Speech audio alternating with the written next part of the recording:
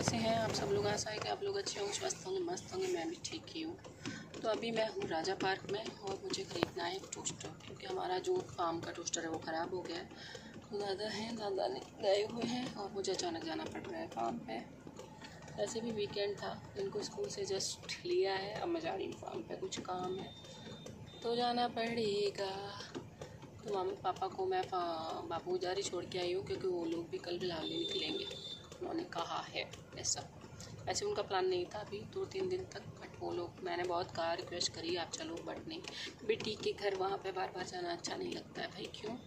तो मुझे परेशानी नहीं है, मेरे इन लॉज को कोई परेशानी नहीं है, मेरे ब्रदर इन लॉ को कोई दिक्कत नहीं है। तो आपको दिक्कत क्या हो रही है भाई? है नहीं तनमन? और आपको क्या दिक्कत हो रही है? मम्मा हमसे बात करो। अच्छा, उनसे मैं बात करूं? हाँ। अच्छा, आप उनसे बात करो। किससे? मम्मा तो गाइस, ये गाड़ी इसको बस लिया है, त्रिशा के स्कूल में भी फ़ोन कर दिया है मैंने, तो मैम को भी बोल दिया है, मैं मेल कर देती हूँ एक। पहले तो मुझे याद आ गया फर्स्टली, फिर बात करती हूँ आप लोगों से। गाइस, तो आप लोग भी रात में सोते हो तब क्या करते हो? आई मीन फ़ोन चलाते हो या कुछ भी करते हो? मैं अभी फ़ोन चलाती हूँ थोड़ा सा, बट मैं जब से मेरे फादर गए हैं तब से मैं बुक्स पढ़ती हूँ।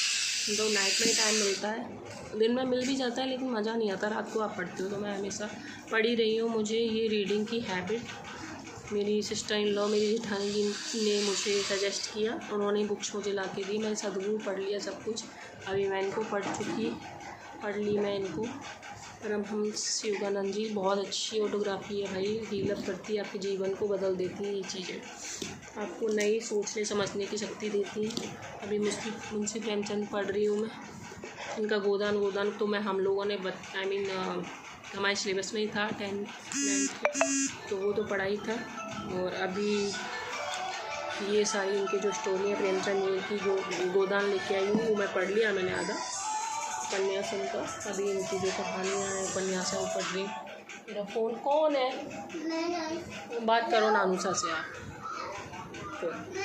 तो आप भी, अगर आपके नींद के इशू है या आपको थॉट प्रोसेस बहुत ज़्यादा होता है, आप मेडिसिन नहीं लेना चाहते हो, तो मेडिटेशन और बुक्स बहुत ज़्यादा ही हेल्प करते हैं आपको, बहुत आपके जीवन को एक नई दिशा दे देते हैं। मैं तो ये प्रेफर करूँगी कि आप खुद भी रीड करें, अपने बच्चों को भी कराएं। मेरी डॉटर है ना, उसको भी रीडिंग की हैबिट डाल दी है हम लोगों ने, तो वो भी रीडिंग की हैबिट है उसमें, वो भी पढ़ती है। तो ये सब सारा शुरू हुआ है ना, पहले त्रिशा के पापा पढ़ते थे तो मैं बहुत वो करती थी, वो इंग्लिश की सारी बुकें पढ़ते थे, तो मैं क्या है ये बुक्स पढ़ते रहते हो। फिर अभी मेरी जो जेठानी जी हैं उनको बहुत रीडिंग का वो है, तो नाइट में हमेशा कितने भी थक जाओ एक बुक पढ़ेंगे, सो जाएंगे। और माइंड प्रिशा का भी है, प्रिशा में भी आ गया, प्रिशा में भी, क्योंकि वो होता है ना एक दूसरे को कजिन्स देखते हैं। उन्होंने फिर मुझे, जब मैं बहुत ही ज़्यादा सीवियर वाले डिप्रेशन में थी ना, तब मुझे बुक्स दी, तो बहुत काम किया मैंने, पढ़ ली। चाहो जो भी चाहो वो पढ़ ली, कर्मा पढ़ चुकी हूँ मैं, और क्या बोलते हैं, और बहुत सारी चीज़ पढ़ ली मैंने इनकी सदगुरु की। चाहो सब कुछ चाहो, कर्मा, और 3 बुक्स और हैं, जीवन का सत्य और मृत्यु आप ज़रूर पढ़ें। सच में मृत्यु एक हील अप बुक है सदगुरु की, बहुत अच्छा है उसमें, तो हर एक चीज़ को क्लियर कर देती है कि जीवन क्या है, जो हम जी रहे हैं ये जीवन नहीं है। ये बुक्स जो बड़े बड़े इतने महापुरुष हुए हैं आइडियल, उन्होंने बुक्स ये किसी बेसिस पे तो होंगी। हम ये फ़ोन स्क्रॉल करते रहते हैं, रील्स बनाते हैं, करते हैं, मैं भी बनाती हूँ रील्स, बट मैं ये कहूँगी कि मैं एक जोन से निकलना चाहती हूँ, उसके लिए मैं कुछ भी करूँगी, करती आ रही हूँ, निकल रही हूँ।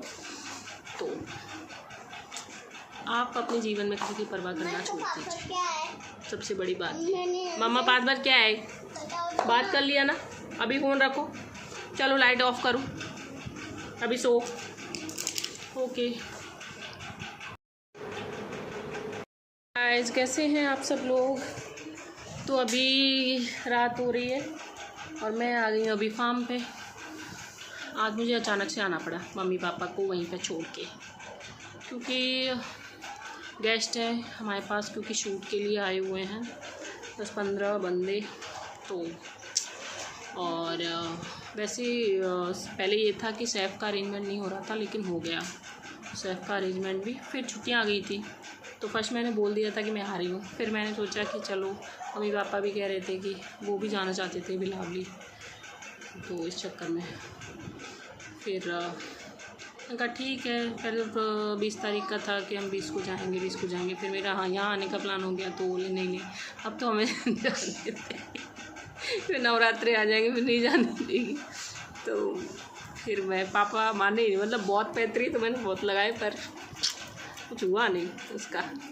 फिर मुझे आना था तो मैं आ गई बच्चों को लेकर, दादा के साथ आ गई थी। दादा परसों गए थे नाइट में हमारे पास, फिर सामान उठाना था तो वो लेके आए। तो यहाँ पीछे सारे तीनों लड़के लग रहे थे, क्योंकि एकदम से स्टार्टिंग होती है ना, तो बहुत सारी चीज़ों को क्लीनिंग एडजस्ट करना पड़ता है, सारी चीज़ों को वापस से। जैसे क्या है कि जब सीज़न चलता है तो एक फ्लो में चलता रहता है, सबको सब कुछ पता होता है। और फिर क्या होता है, अभी जो 1-2 लड़के नए हैं उनको तो सिखा ही रहे हैं, तो बस उसमें थोड़ा सा टाइम लगेगा। तो इसलिए मैंने सोचा कि नहीं, मुझे भी चलना चाहिए, क्योंकि सैफ तो अपना काम करेगा, मेरा जो काम है तो मैं करूँगी। तो क्योंकि जब शूट होता है ये सारी चीज़ें होती हैं, तो उनमें भी थोड़ा सा हमें देखना पड़ता है, क्योंकि आपको होस्ट भी तो करना पड़ेगा ना, वो सारी चीज़ें हो जाती हैं। चलो वो भी ठीक है कि वो दादा कर लेंगे, होस्ट कर देते हैं, लेकिन कई बार हो जाता है कि बहुत सारी चीज़ों में बिजी हो जाता है, तो मैं क्लाइंट के साथ कैसे डील करना है। वो फिर से तोड़ लिया, बस आपके पास यही काम है क्या? हाँ मम्मा मैं फ़ोन पे आते ही मैं डिब्बा पे चले जाता हूँ, फ़ोन के डिब्बा। मम्मा ऐसे नहीं।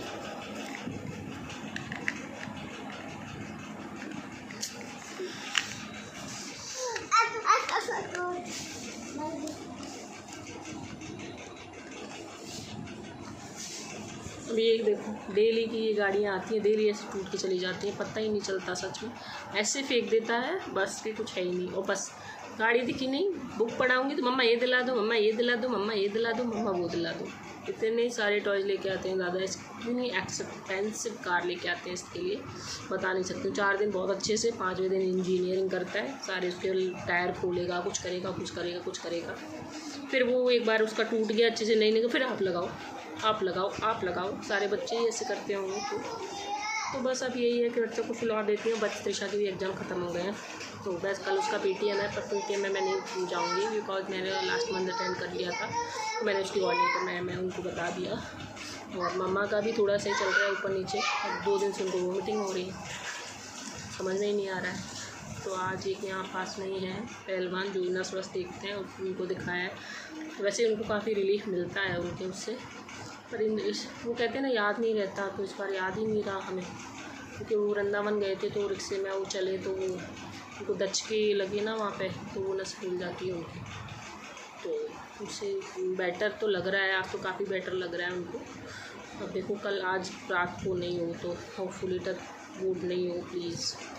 सच में एक बीमारी ख़त्म नहीं होती, 2 चालू हो जाती है। लूज मोशंस का चल रहा था, अभी ये वोमिटिंग का हो गया उनका। स्टैंड है ना, वो थोड़ा सा वीक लग रहा है मेरे को।